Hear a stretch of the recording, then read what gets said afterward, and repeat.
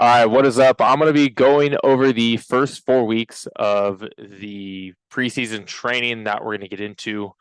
Um, First off, I don't know, a lot of you don't quite know me yet, but I'm Nick Ladden. I'm certified strength and conditioning coach. I've been doing this for a while. I'm going to be playing with you guys. So I'm excited to share this all with you. So getting like, I don't know where everyone's at. So and just know that a lot of this can be adjusted or regressed or progressed to where you're currently at. However, I did try to build it in mind with the intention that you guys have been training for a little bit and should be able to pick up on some of the little more advanced type of movements that are in there with this. So this is a 3 days a week in the gym, full body split, full body, full body, full body with 1 day of speed work and field work to get in.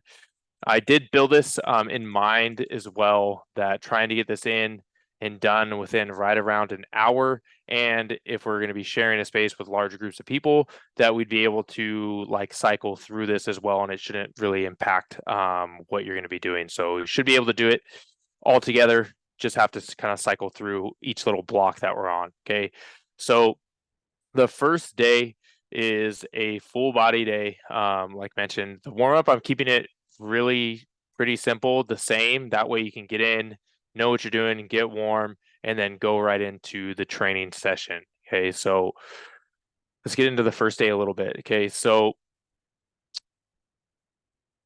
we're going to start the first day off with what are called extensive plyos. So extensive plyos are really here just to help prepare and develop the ankle joints a little bit more so you can handle and redirect forces a little bit better. So think about it as like building from the ground up. So these are going to seem like very simple, very easy to do. They're just line hops. Okay. So all of these are going to be done for 10 seconds. And as we progress, we'll get a little bit longer to 15, one right after the other, after the other, after the other. Okay. So we're just starting with double line hops going forward and back immediately into side to side, then single leg, forward to back, single leg, side to side.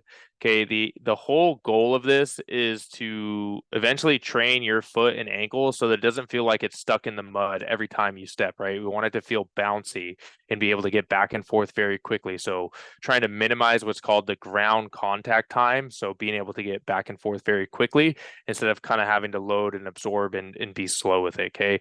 So very small progression here for our extensive plyos to get us started off. Then we're going to go into a power like block or power complex. Okay. So you're going to see a lot of these trainings or all of the trainings are going to work in threes. Okay. Some are going to be more strength focused with mobility and some are going to be just be like power focused. Okay. So the first one is a power block. And we're going to be starting off with some kettlebell swings. We are going to progress this to some like banded kettlebell swings in week 3. With this, the whole intention is to be violent and be aggressive with your hips as they're coming forward. Okay. So we're not just like going through the motion or using our shoulders to make this happen. I want you violent and aggressive with the kettlebell swing so we can actually get what we're looking out of it. And that's the developing what's called like the amerization phase. Okay. So that's when the muscles lengthen and then they contract really quickly and then go into a contraction phase. So the amerization phase is that small little window from when it lengthens to then contract. So we're trying, if you guys are trying to be fast, trying to be explosive, we need to minimize how long it takes for our body to lengthen, then contract. Okay. So with this, you feel that big stretch in the hamstrings and glutes, immediately come back out, snap the hips through as hard as you possibly can. Okay. We're going to then go into some broad jumps. So this is more of an intensive type plyometric, right? It's a little bit harder. There's more effort to it. Okay. So this is a more horizontal like force production in terms of like our hips and what we're doing posterior chain. And we're going to get a little bit of that with the broad jumps. In the beginning with the broad jumps, I do not care like how far you are necessarily jumping. I want you to be able to like land and stick first. Okay. So big jump out, land and stick, reset, big jump out, land and stick. Okay. Again, we don't want to go so far right off the bat and your ankles, knees, hips, all that aren't prepared for it that you end up coming back and you're like, oh, like why does my hip hurt so bad or something like that. Okay. So gradually progress this to your own current level. If you're already ready to go and you've already been training in like broad jumps or, you've been doing them, get after it, like jump as far as you possibly can. Okay. Every single time. And then we're going to get into some med ball slams. So a little of this is going to get like a little bit of conditioning in there as well. Just because we're moving one after the other, like one into the next, with this. So you'll see like all of these and all the other trainings blocks are going to say superset. Just know that I didn't put rest periods in here because you're trying to get it done as quickly as you can, but also it's okay to take some rest with it, especially with the power-based stuff. 3 to 5 minutes of rest so you can give max intention, max effort. That's more what I would care about than just like running through and going super fast and going through the motion, picking super light weights and be like, oh, that was kind of easy, right? Like, no, I want you to go heavy, max intention, and go as hard as you possibly can with these. So like I said, if that's resting for 45 seconds after a kettlebell swing before going into broad jump, I'm okay with that. Okay. If it's resting for 2 minutes after you finish the med ball slams, I'm okay with that. Okay. We're just trying to get these done within these 3 sets within like a 10 to 12 minute window. Then we're going to go into our strength. Okay. So really we're working full body here. We're not like pairing antagonistic muscle groups or anything like that together. We're literally just pairing some big, heavy strength based movements along with some mobility. Okay. So we're going to work a front squat, single arm dumbbell row. Now you'll notice with the front squats, dumbbell rows, the other movements in the strength category, we're going to be doing like a little bit of pyramid sets, like some wave loading sets. Okay, all that really means is that we're going to do like a 10, 8, 6. And each set, we're going heavier and heavier and heavier. Next week, it's going to be an 8, 6, 4. Then it's going to be a 7, 5, 3. Then we're going to add a set and we're going to take it from there. So really with all of this, the last 2 to 3 reps should be like really, really challenging. And each week you should be trying to go up 5, maybe 10 pounds each and every time. Okay. So front squats, single arm dumbbell rows. Again, if you need to take a minute, 2 minutes before going into the single arm dumbbell row, I'm totally fine with that. Okay. And then we're going to work a little bit of mobility. I've just like weaved the mobility into this. So that way we get it in and it's not taking up a bunch of additional time within our workouts or there's like a separate day of it or anything. I'm just weaved it into the workouts for us. Okay. With the half kneeling hip shift to work our growing, a little bit of ankle mobility with that. Now, these are the next one's partner Nordic hamstring curls or partner hamstring curls. Okay, so you can see like on this video, toes are down into the ground, hips are forward, and then I'm going to put my hands up and I'm going to try to go down as slow as I possibly can and just use enough of a push up to help me curl myself all the way back on up. Okay, so progressing this is just slowing the descent down and then using less and less of a push up to help pull yourself on back. Okay. With these, it's super critical that you keep your hips forward, like keep your dick out as much as you can. Because if you put your hips back, you're going to be pulling with your calves and you're not really going to get the work that we want on the hamstring. So you got to keep your hips forward the entire time. Okay. Then we're going to go into dumbbell bench. If you want to swap this to a barbell bench, I'm totally good. Just depends on like what equipment and what space we have available to us. So again, 10, 8, 6. And over the weeks, we're just going to slowly work our way down into some like true strength range numbers before we go into our next phase, which we're going to start to add a lot more like strength power work in there as well. Okay. And then again, I've weaved in the mobility with this. Okay. So this is just an ASLR. It's called an active straight leg raise. So you're going to pull one leg back up, like get a big hamstring stretch, and then the other leg is going to come up and meet it at the middle in a slow descent on the way down. So we get a little bit of what's called like PNF, proprioceptive facilitation going on. But just do those. Okay. You're going to want to, especially after those Nordic hamstring curls. So that's the first day. Again, with this, each block, just run through each block. If you need to start on a different block than someone else, it's totally good. Okay. Full body day 2. Okay. So first day was some extensive plyometrics, really just working like the ankles, some force absorption, working the tendon qualities. Now we're going to do a little bit more what are called intensive plyos, because that's like that big jump, that broad jump type stuff. But we're going to be first in this first phase, really focusing on a lot of like the landing work. Okay. So our ability to like handle and then eventually redirect those forces. So with the depth landings, you don't have to start off super high. It can literally be 20 inches, it could be 18 inches, and then work your way up. But the whole goal with a depth landing is to land on the ball of your foot, land like in a position that you're going to have to immediately jump out of again. But when you land, you're trying to stick the landing. We don't want to like land in sync on the way down. We want to teach our body to be able to handle and then redirect, right? Because if we're going to go, say, into a jump or do anything out in the field, we don't want to have a slow duration or a long duration of time before our body is able to actually redirect. This kind of goes back to that training, that amortization phase that I was talking about with the kettlebell swing. Okay, so we're trying to teach it to stop immediately. So again, later, then we can redirect it really quickly.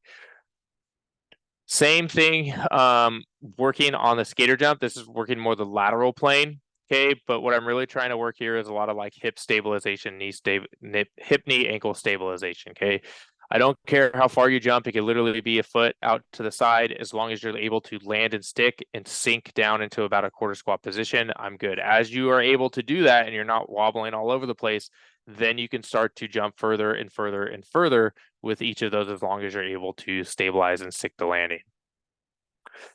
Okay, next we're going to get into like our power block. This is only 2 for this one. Okay, so this is a clean pull. So essentially what we're trying to do is we're trying to work the beginning portion from the floor up to the hips with a clean pull. So think of it as like a deadlift, but a clean variation. Okay, so really, I'll pull this one up so we can all see this.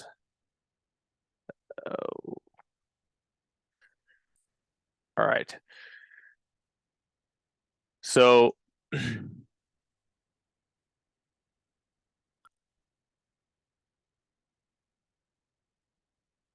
right, my starting position when I'm getting set, the bar is like in line with my shoelace, like where I tie my shoelaces, so it's pretty close to my body. I'm grabbing onto the bar. I'm trying to bend that bar in half to get my lats engaged here, and my butt is going to be lower than my shoulder. Okay, so as long as your butt is lower than your shoulder, that's going to be a good position for you. With that, we just don't want our hips and shoulders on the same plane, because that's going to be more of like a hinge pattern that we're not necessarily going for. As we pull the bar on up, we're trying to pull it as close as we can to our body, right? We're trying to clear our shins. We're not trying to like hit our shins. But as soon as we clear our knees, we're trying to be very powerful, very explosive, almost like a kettlebell swing, where we drive the hips on through and we get up into what's called triple extension. So that's hips, knees, and ankle all in extension. And then we're doing a big shrug at the top. Okay, so I care more about the lower body power, straight up bar path, than I do you like pulling the bar, like going super heavy at first. Okay, I'll just show one more rep so everyone can see. All these videos are in the program as well, that you'll be able to look at as well. So this is like literally setting the foundation before we go into power cleans. That's why I'm spending some time on it. Okay, so it's a straight bar path. With that, as you feel more comfortable with it, you can ramp the weight up. Like you can go heavier and heavier and heavier and heavier, probably close to around like, it just depends how heavy of a deadlift you are, but should be pretty damn heavy if you are starting to get the technique down with that. Okay. Then we're going to go into some hurdle hops. If you don't have hurdles like is shown in here, it's okay. Just imagine them, right? Just literally imagine them, that they're 3-foot hurdles. You're just trying to land and get off the ground as quickly as you can and back up high as quick as you possibly can. Then we're going to get into some unilateral work for our legs. So we're going to do some Bulgarian dumbbell split squats. You can see it's going to follow the same pattern, 10-8-6, then it's going to go 8-6-4, 7-5-3. So we are going to work down to lower numbers. We're just trying to get a little bit of work capacity, a little bit of like muscle hypertrophy in the beginning, and then we're going to work down into some more strength based like progression numbers that we're doing. With the chin-ups, same thing, 10-8-6. If you are able to add weight, please do so. Okay, so the whole goal with all of these is to add more load as the reps decrease. Okay, so if you have to start with a band to get 10 like assisted pull-ups, and then again assisted, try the last 6 with a lighter band. On the other end, if you're able to do 10 and 10's pretty easy, then add like a 15 or 20-pound dumbbell in between your legs, then add like a 25 dumbbell in between your legs, or wear a weight vest or a chain, right? To make it hard. The last 2 to 3 reps at every set should be pretty damn challenging. Okay, then we have a couch stretch. Again, this little mobility work that I'm just working in. With these, you're going to get into the couch stretch position. Okay, get a deep stretch, and then you're going to actively flex your quad as hard as you can for about 5 seconds, and then relax, and then try to sink into a deeper stretch. Okay, hold that for another 5, flex as hard as you can for 5, relax for 5, okay, until the time is completed. We have barbell RDLs, okay, 10-8-6, working the same thing. Again, next phase, these will go into a little bit more like unilateral training. And then we're going to get a little bit of like vertical power production with a push press. This isn't going to quite follow the same rep scheme because we don't want to be doing like sets of 10 for power work. We want to be roughly in between 3 to 5 upper body. We can get away with a little bit more. But this still should be pretty heavy. Once we've like got the movement down, we're feeling comfortable with this movement. We want to progress this up a little bit heavier than some 3-way lat shoulder type stretching mobility weaved into there for you. At the end of the day, there is a core finisher in here as well that you all can do. So it's some farmer's carries with some dumbbell plank pull throughs and then some side planks to hit the obliques, and then a little bit of the glute med for some hip stability as well. Then we have our speed and field work. This is our speed sprint warm up. So if you need to get a little bit like extra warm up, need to spend some time like stretching the quads, the glutes, hamstrings out a little bit before going into this, I'm totally good with that. Before going into some of the sprint mechanics. Okay, so a thigh switch, a march, and a skip are all trying to work our front side mechanics. Okay, so it's trying to work front side mechanics and then how we put and apply force into the ground. Okay, so when we're doing these, let me pull up this video. So one thing we want to make sure, let me try to pause it at the right time. Son of a bitch. Okay, so when we're doing the thigh march, we want to be aggressive pulling this thigh up, trying to get it to 90 degrees. So we want our thigh at 90, and we want this toe also pointed up.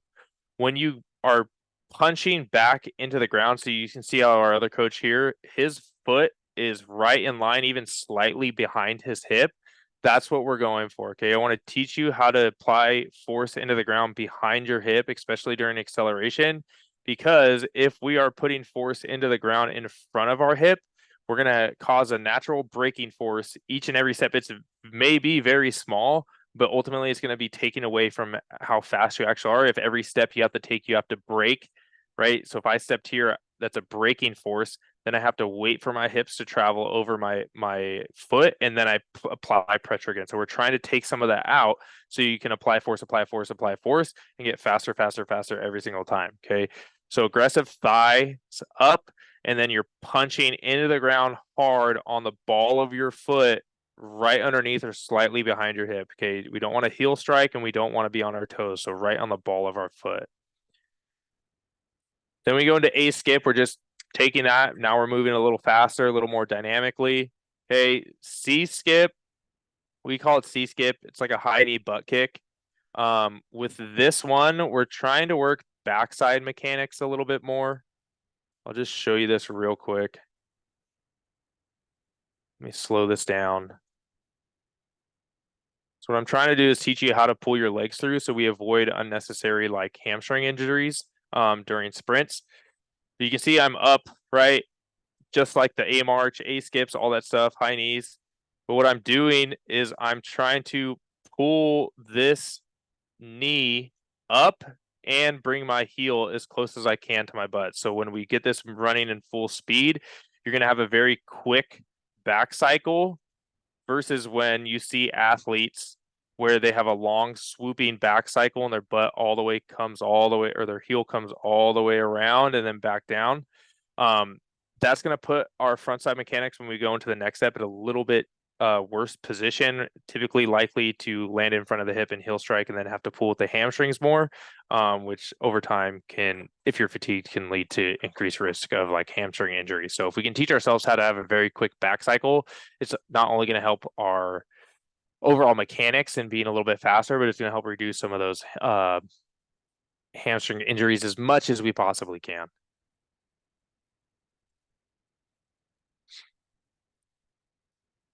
Okay, then we're going through straight leg pulls, some single leg high knees. This will probably be challenging for a lot of us, but once you get the technique and coordination, we're really trying to build a lot of like coordination and timing with this, but it is going to feel really weird at first. Then we're just getting into a little bit of like power work with our skips, backwards run, and then we're going to get into some sprint technique. So some falling starts and some kneeling starts just to work proper like shin angles, attacking the ground behind our hip again. And the kneeling starts going to be really about like pushing off that lead leg very, very hard. Okay. If we have sleds, I would love for us all to do sled sprints. If you don't, a couple of options that you can do, especially if you're training by yourself, you can do a hill sprint to get the resistance that we're looking for, because the incline is going to add more resistance compared to like normal ground. So we're trying to get a little bit of a resisted sprints to work acceleration. If you don't have that, then just some standard 30-yard sprints where start and stop, sprint as fast as you can will work for you. If you have a sled, which would be awesome, I would love for you to do it at a 50% velocity decrement. So all that means is that say you ran this 20 yards and it took you 2.5 seconds. No sled, no nothing, right? Your fastest time was 2.5 seconds running a 20-yard sprint. A 50% velocity decrement, all that means is that you're going to add weight onto that sled until it takes you double the time as you ran it unloaded. So that would be 5 seconds for the 20-yard sprint. Okay. So if you need to add 2, 3, 4, 45s, whatever to make that happen, that's what we're looking to do. Because when we put ourselves at roughly a 50% velocity decrement, we maximize the power equation, which is just force times velocity. So we're adding more force by adding more load, but we're keeping the velocity very high to maximize our power output. Take as long as rest as you need in between these. Again, I'm purely focused on like acceleration, power development, top speed. For me, this isn't conditioning yet. Okay. So this is like take as much time as you need to get really good, very high, like fast quality reps. And then we're going to work some fly 10s for top speed. Okay. So all fly 10 is you take 15 to 20 yards to build up. And then once you hit that 15 to 20 yard marker, you are at top speed and you continue to run at top speed for another 10 yards. Okay. So it's just a gradual build to a maximal sprint for 10 yards. Take 3-4 minutes rest in between to make sure that you're running at top speed. Then we're going to get into some agility drills. So some 3-cone drills to work proper foot placement and cutting. Let me pull one of these up for us. Okay. Don't mind me. This was like 5 years ago. Okay, so one thing I do want to show when doing this. Okay, so when we go to plant that foot, let me try to get it with the foot down. This outside foot, our plant leg, our cut leg, we want it to be in front or even with our inside leg.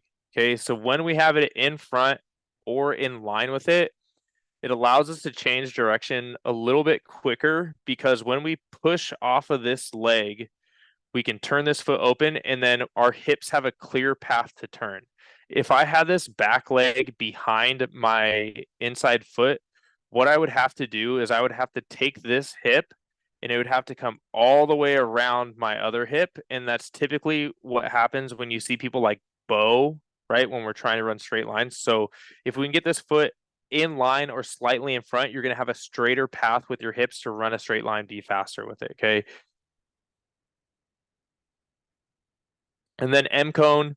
Okay, with the M cone, you can put variation in there with it. Okay, so you can do sprint to every cone. You can do shuffle sprint. You can do turn and open shuffles, or turn and open and sprint. You can do back pedal and sprint. Okay, so all of those options are available to you, and you can throw them in as you want to as well. Okay, and then at the end we have a 10x10 shuttle. This is shitty. It's going to blow up your quads. Really, basically what it is it's 2 cones, right? One at 0, one at 10.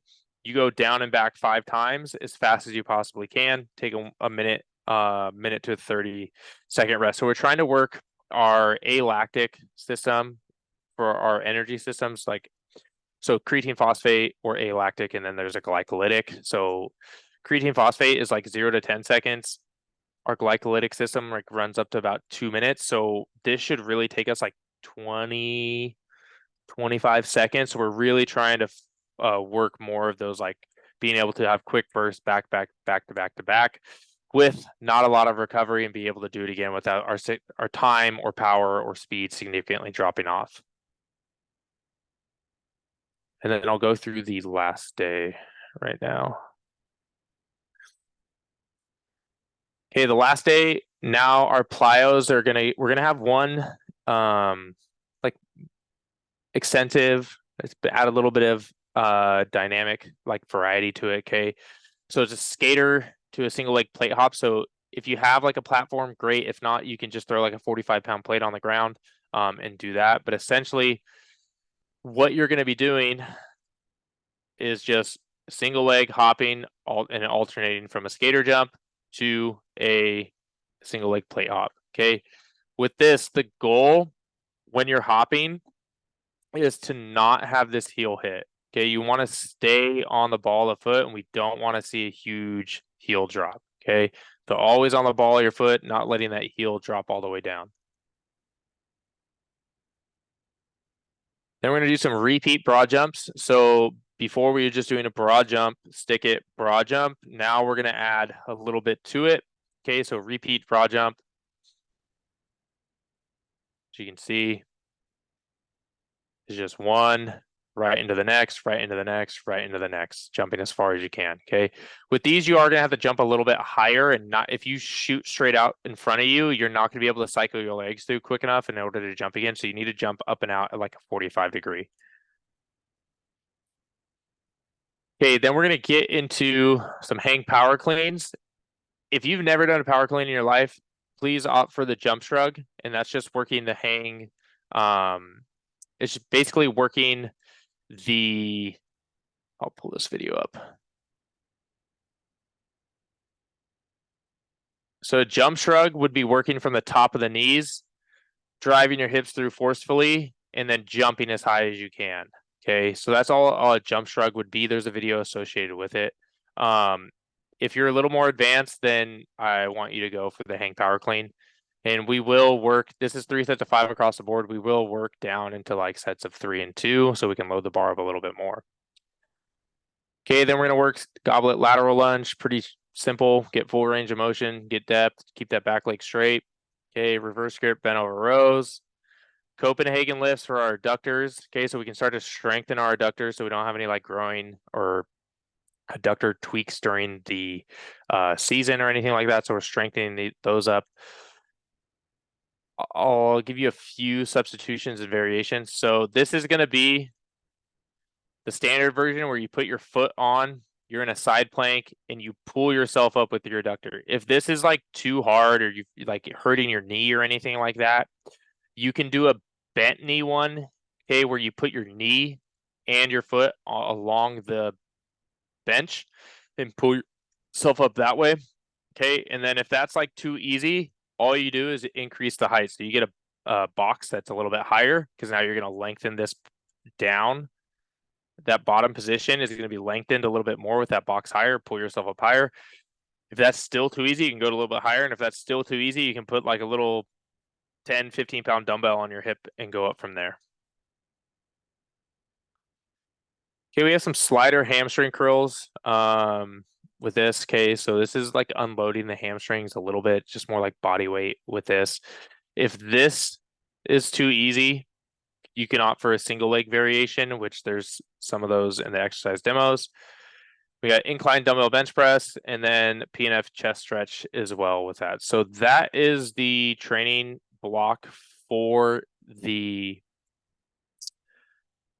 first 4 weeks. After this first 4 weeks, then we're going to start to move into a little bit more strength power work.